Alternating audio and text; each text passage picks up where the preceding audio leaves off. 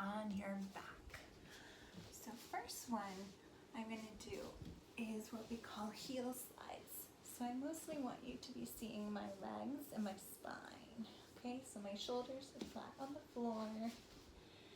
I'm looking straight up and making sure I'm keeping a neutral hip. Okay, so if I'm jamming my back onto the floor, this is a posteriorly tilted hip. Neutral is right here, so I have this nice natural curve. There's a space under my back.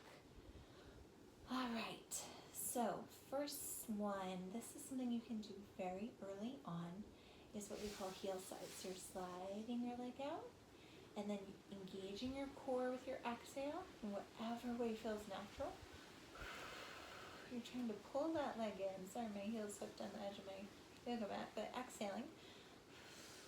And I'm pulling my leg up with my core. That's me sliding out and exhale.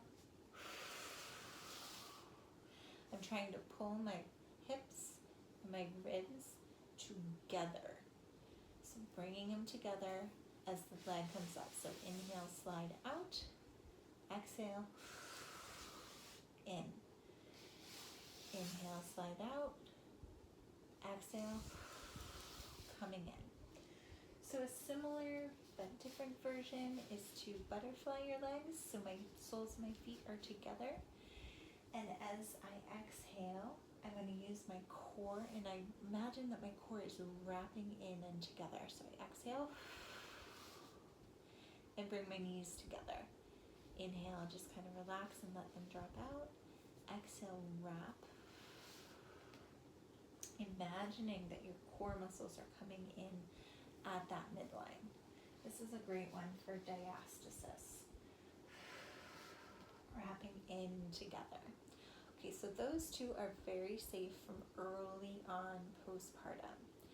Next one is where we start going into what we call tabletop. So this is a half tabletop. Both my legs were up here, which they will be in a moment. It would be in a complete tabletop position. Now notice there's going to be no change in what happens with my spine here. So you should not see this flattening down. You should see this curve remaining as I bring my other leg up. I have to do a nice exhale and focus to make this happen. So here we go. Gauging my core and I'm lifting. Okay, if I do not focus, I will flatten, and that's not what we're looking for. So the first step is not transitioning from doing heel slides and these butterfly ones to doing tabletop, but rather a reverse tabletop. So you're bringing one leg up at a time and bringing them in towards your chest. So when you bring them in towards your chest, it's harder to keep that neutral spine, and that's okay. If your low back is on the floor, it's okay, because as you do the exercise, it's going to bring you into that neutral spine. So the exercise, hands are flat on the floor if you need more stability, or you can keep them, I like to keep my hands on my ribs and hips just to monitor kind of what's happening. It's a cue that I learned, a placement of my hands I learned in Pilates, and it just has really worked for me. But flat on the floor is absolutely fine. So I'm going to, with each exhale, bring my knee to 90 degrees. Okay, and then I come back in. And exhale, other side, and in. And what you should notice is that as you bring it out, to maintain this curve, you have to respond with your core. Okay, so I'm drawing my core, activating my core with each exhale, drawing it in and contracting. There are no Kegels with any of these exercises,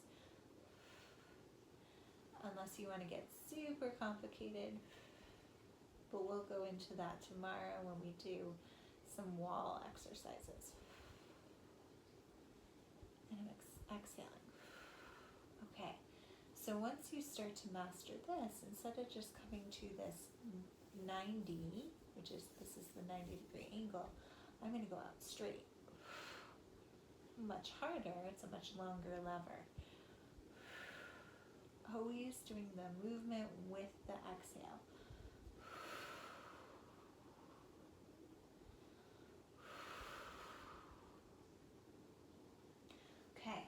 what we want to watch out for is any bulging upwards. If I feel my abs not being able to stay flat and down, I am challenging myself too much. So I'm stopping because I just felt a bulge. I'm going to try one more, and I'm going to keep my hands on my lower abdomen. I have to focus now, so exhaling. Inhale. Exhale. Inhale. And I feel this little lifting, bulging in my lower abdomen. So I have not been doing my abdominal work. So I am going to stop there. I'm not going to progress this further.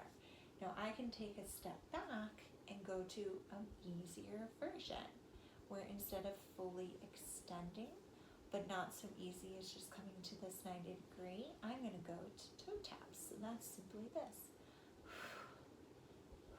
And now I don't feel a bulging. Just as effective at restoring and strengthening my core, but safer and more productive because I'm not bulging. Okay, and I should be exhaling with each one. Okay, so if I kept my legs starting here and coming down, this is going to be easier than if I keep my knees here. I have to work harder between that neutral spine and tap. This is harder than this. See that difference? My knees are closer into my chest. It's easier to support them there. All right, so that is the supine sequence variations that you can work on. Really important that you're not allowing that core to bulge out. If it does, that's a sign that you're progressing too fast or it's not where you should be that night.